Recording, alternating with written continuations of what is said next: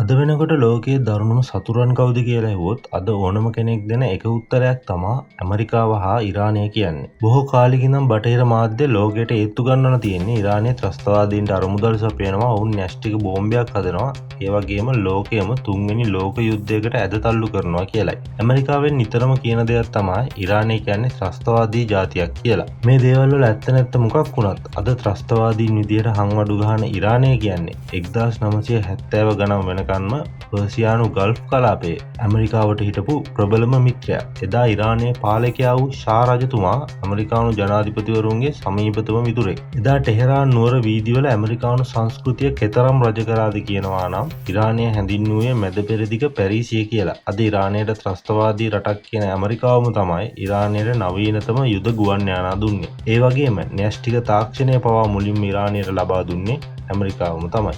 එහෙනම් මොකද්ද මේ මිත්‍රත්වයට සිද්ධ වුනේ? ඇයි මේ රටවල් දෙක එකපාරට මේ තරම් දරුණු වෛරක්කාරයෝ වුනේ? මේක හුදෙක් ආගමික මතවාදයක් නිසා සිද්ධ වෙච්ච දෙයක් නෙමෙයි. මේක පිටිපස්සේ තියෙන්නේ බලය සඳහා කරපු රහස් කුමන්ත්‍රණ සහ තමන්ගේ රටේ සම්පත් වෙනුවෙන් සටන් වැදුණු ජනතාවකගේ කතාවක්. අද අපේ වීඩියෝවෙන් අපි කතා කරන්නේ මුළු ලෝකයේම යුද්ධයක අද්දරට ගෙනා ඒ වසර 40ක වෛරයේ සැබෑ කතාව. ඔබ කිසිදා නොඇසූ ඉතිහාසයේ සැඟවුණු ඒ අඳුරු පිටු පෙරලීමට රැඳෙන්න කියලා ආරාධනා කරනවා මේ වීඩියෝවේ අවසාන තප්පරය වනතෙක්.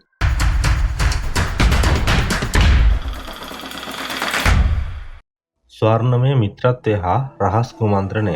දෙවන ලෝක යුද්ධය අවසන් වූ පසු ඉරානය බරපතල ආර්ථික ගැටලුවලට මුහුණ දුන්නා. උද්දමනය ඉහළ මට්ටමක පැවතුනා, විරකියාව වැඩි වුණා, බොහෝ දෙනෙක් දරිද්‍රතාවයෙන් පෙළුණා. ඒ සමගම සෝවියට් සංගමය උතුරු ඉරානයෙන් තම හමුදා ඉවත් කර ගැනීම ප්‍රතික්ෂේප කළ අතර එහි බෙදුම්වාදී ව්‍යාපාරවලට සහාය වුණා. එක්සත් ජනපදයේ මේ පියවරට විරුද්ධ වූ අතර ගැටලුව එක්සත් ජාතීන්ගේ සංවිධානයට රැගෙන ගියා. ජාත්‍යන්තර පීඩනය යටතේ සෝවියට් සංගමය 1946 දී තම හමුදා ඉවත් කරගත්තා. මේ ක්‍රියාව ඉරානය තුළ ඇමරිකාවේ කීර්තිය වැඩි කළා.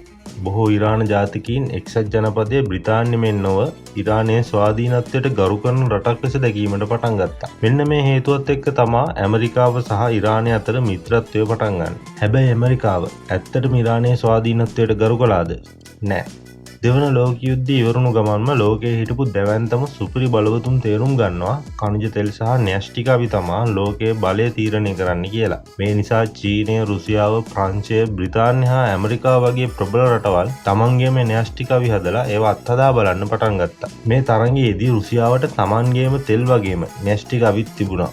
හැබැයි අනික් පැත්තෙන් ඇමරිකාවටයි බ්‍රිතාන්‍යයටයි න්‍යෂ්ටික අවි තිබුණට අවශ්‍ය තෙල් තිබුණේ නැහැ. ඒ නිසා ඇමරිකානු හා බ්‍රිතාන්‍ය සමාගම් ලෝකයේ පුරාම තෙල් හොයාගෙන ගියා. මෙන්න මෙතනදී ලෝකයේ තුන්වෙනියට ලොකුම තෙල් සංචිතයේ තියෙන ඉරානය රුසියාව අල්ලගනී කියන බය නිසා තමා ඇමරිකාව මැදිහත් වෙලා රුසියානු හමුදා ඉරානයෙන් ඉවත් කරලා ඉරානයේ හිත දිනාගත්තේ. මේ මිත්‍රත්වය කොයිතරම් දුරදිග ගියාද කියනවා නම් ඉරානයේ පාලකයා වූ ෂා රජුට ඇමරිකාවෙන් ලැබුණේ රාජකීය පිළිගැනීමක්. ඉරානි සිනමා ශාලාවල ඇමරිකානු චිත්‍රපට පෙන්වුවා. ඉරාන කාන්තාවන් පවා පාරේ ඇවිද්ද බටහිර ඇමරිකානු විලාසිතාවල ඇඳුම් ඇඳගෙන. ඇත්තටම මේ කාලේ ඉරානයේ නගර දැක්කහම ඒවා හරියටම ඇමරිකාවේ නගර වගේමයි. හැබැයි අහස උසට ගොඩනැගිලි තිබුණට ඉරානයේ ධනවතුන් සාද දැම්මට ඉරානයේ දුප්පත් මිනිස්සුන්ගේ ස්වභාවය ඊටාම අන්ත දුගී තත්ත්වයකයි තිබුණේ. රටේ ජනගහනයෙන් භාගයකටම විදුලිය තිබුණේ නැහැ. උද්දමනයේ අහස උසට නැගලා විරකියාව උපරිම වෙලා ඉරානයේ ගොඩක් පළාත්වල මිනිස්සු බඩගින්නේ තමයි හිටියේ. ඉරානයේ තෙල් ලාභයෙන් වැඩි ප්‍රමාණයක් බ්‍රිතාන්‍යයන් විසින් පාලනය කරන ලද අතර ඉරානයට ලැබුණේ සුළු කොටසක් විතරයි. මේ බොහෝ ඉරාන වැසියන් කෝපයට පත් කළ කරුණක් වුණා. 1951 දී ජනප්‍රිය හා ජාතිකවාදී නායකයෙකු මොහොමඩ් මොසාඩෙක් ඉරානයේ අගමැති වුණා. ඉරානය තමන්ගේම තෙල් සම්පත් පාලනය කළ යුතු බව ඔහු විශ්වාස කළා. ඔහු ඇන්ග්ලෝ ඉරාන තෙල් සමාගම ජනසතු කළ අතර ඉරාන තෙල් කෙරෙහි බ්‍රිතාන්‍ය පාලනය අවසන් කරනු ලැබුවා. බ්‍රිතාන්‍ය සහ එක්සත් ජනපදය මොසාඩෙක්ගේ ක්‍රියාවන් ගැන සතුටින් සිටියේ නැහැ. තෙල් සඳහා ප්‍රවේශය අහිමි වේ යයි ඔවුන් බිය වූ අතර සීතල යුද්ධයේදී ඉරානය රුසියාවට සමීප විය හැකි බවටද ඔවුන් බිය වුණා. 1953 දී බ්‍රිතාන්‍ය බුද්ධි සේවය සහ ඇමරිකානු මධ්‍යම බුද්ධි ඒජන්සිය මොසාඩෙක්ට එරෙහිව හමුදා කුමන්ත්‍රණයක් සිදු කළ අතර ඔහුව බලයෙන් ඉවත් කර සිරගත කරනු ලැබුවා. ඇමරිකානු සහාය ඇතිව ෂා රජු නැවත සම්පූර්ණ බලය ලබා ගත්තා. මේක තමයි ඉරාන වැසියන්ගේ හිතේ ඇමරිකාව කෙරෙහි ඇති වූ පළමු වෛරයේ බීජය. තමන්ගේ රටේ පාලනය තීරණය කරන්නේ ඇමරිකාව බව ඔවුන්ට තේරුම් ගියා. රටක් බංකොලොත් කළ සාදය 1971 ඔක්තෝබර් මාසයේදී ඉරානයේ ෂා රජු පර්සියානු අධිරාජ්‍යයට අවුරුදු 2500ක් පිරීම සමරන්න ලෝකෙම පුදුමයට පත් කරපු සාදයක් ලෑස්ති කරා. ඩොලර් මිලියන 100ක් වැය වූ එය දින 3ක් පැවති අතර අධිරාජ්‍යයෙන් රජවරුන්, රැජිනියන්, කුමාරවරුන්, ෂෙයික්වරුන්, සුල්තාන්වරු හා හොලිවුඩ් තරු ඇතුළු අමුත්තන් එම සාදයට ආරාධනා ලැබුවා. මේ ස්ථානයේ වියලි පුරාණ නගරයක් වූ අතර එහි සුභෝගභෝගී කූඩාරම් ගම්මානයක් ඉදිකර අලංකාර කිරීම සඳහා යුරෝපෙන් ගස් හා මල් දසදහස් ගාණක් ගෙන්වූ බව සඳහන් වෙනවා. පැරිසියෙන් ලෝකයේ වඩාත්ම මිල අධිකම කෑම වර්ග කිලෝ 18000ක් සහ වයින් බෝතල් 25000කුත් සාදය සඳහා අවශ්‍ය අයිස් ටොන් ගණනාවක් ඉරානයට ගෙන්වාගත් බවත් කියවෙනවා. රටේ සාමාන්‍ය මිනිස්සුන්ට කන්න නැතුව බඩගින්නේ මැරෙද්දි ෂා රජතුමා මේ කරපු වැඩේ මොනතරම් පිස්සු වැඩක්ද කියලා ඔයාලට තේරෙනවා ඇති. 1971 දී නම් ඩොලර් මිලියන 100ක් කියන්නේ අද කාලේ හැටියට ඩොලර් මිලියන 800ක්. අපේ ලංකාවේ සල්ලි වලින් කිව්වොත් එහෙම රුපියල් කෝටි 25000ක් විතර වෙනවා. මේ සාදයට සාමාන්‍ය ජනතාවට ආරාධනා කළේ නැහැ විතරක් නෙමෙයි. ඔවුන් හමුදාව හා පොලිසිය යොදවලා ප්‍රදේශයෙන් ඈත් කරලා තියන්නත් කටයුතු කළා. ෂා රජුගේ අවසානය හා 1979 ඉස්ලාමීය විප්ලවය.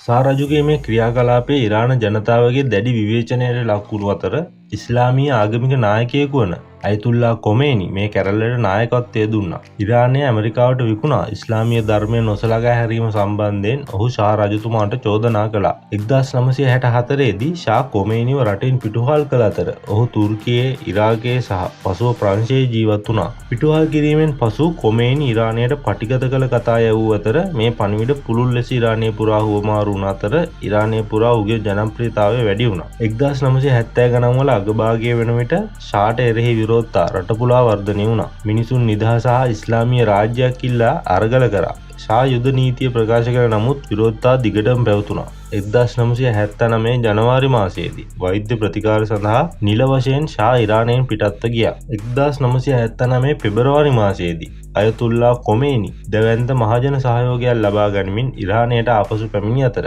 කොමේනි ඉරානයේ උත්තරීතර නායකයා බවට පත් වුණා. කොමේනි බලයට පැමිණීමත් එක්ක ගත්ත යම් යම් තීරණ නිසා තමයි ඇමරිකාව හා ඉරානය සමග මේ බද්ධ වෛරය ආරම්භ වෙන්නේ. මුල්ම තීරණය වුණේ රාජාණ්ඩුව අහෝසි කර ඉරානයේ ඉස්ලාමීය ජනරජයක් ලෙස ප්‍රකාශයට පත් කිරීම. ප්‍රජාතන්ත්‍රවාදය වෙනුවට ඔහු දැඩි ශරියා නීතිය මත පදනම් වූ ඒකාධිපති පාලනයක් ඉරානය තුළ ස්ථාපිත කළා. ඉන්පසු ඇමරිකාව බ්‍රිතාන්‍ය අතර තිබූ තෙල් කොන්ත්‍රාත්තුව අවලංගු කළා.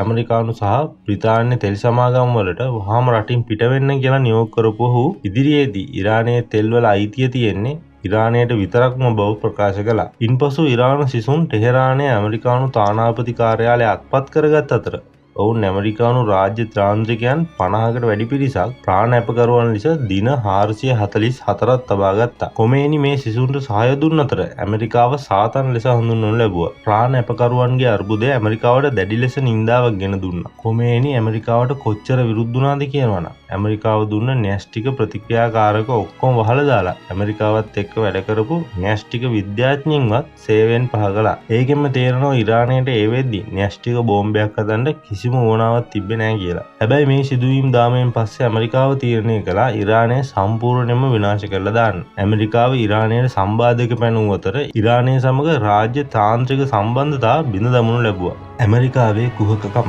ඉරානය විනාශ කිරීමේ අරමුණින් ඉරාකයේ නායකයා වූ සදාම් හුසේන්ට සල්ලි සහ ආයුධ දීලා ඉරානයට පාර දෙන්න පෙළඹෙව්වා. 1980 සැප්තැම්බර් මාසයේදී ඉරාකය ඉරානය ආක්‍රමණය කළා.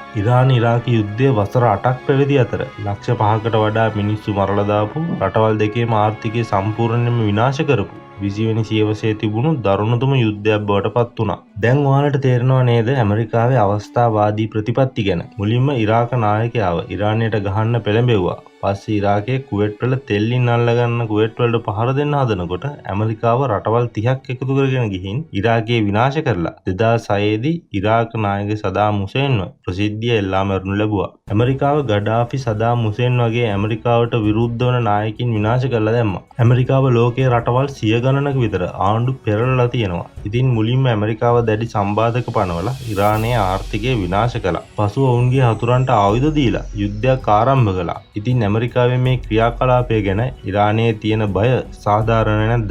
න්‍යෂ්ටික හීනය. මේ බය නිසාම 1984 ඉරානය තමන්ගේ විද්‍යාඥයින්ව ආයෙත් කැඳවලා න්‍යෂ්ටික බෝම්බයක් හදන්න පටන් ගත්තා. හැබැයි ඉරානයේ න්‍යෂ්ටික වැඩසටහන ආරම්භයේ සිටම ඊශ්‍රායලයයි ඇමරිකාවයි එකතු වෙලා ඒවා විනාශ කරලා දැම්මා. ඇමරිකාව ගැන ඉරානයට තියෙන බය වගේම ඊශ්‍රායලයට ඉරානය ගැන තියෙන බයත් සාධාරණයි.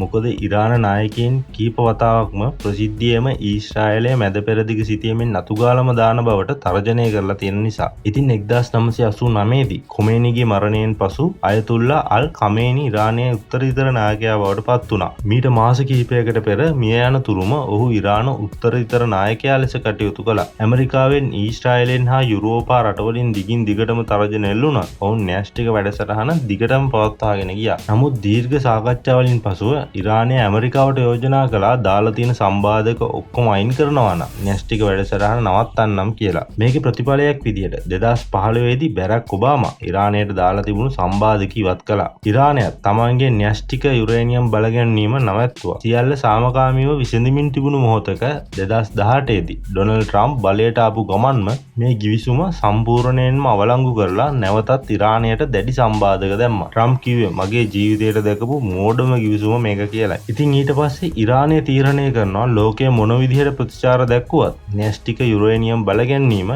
නැවත ආරම්භ කරනවා කියලා. යුද්ධය සහ අවසානය.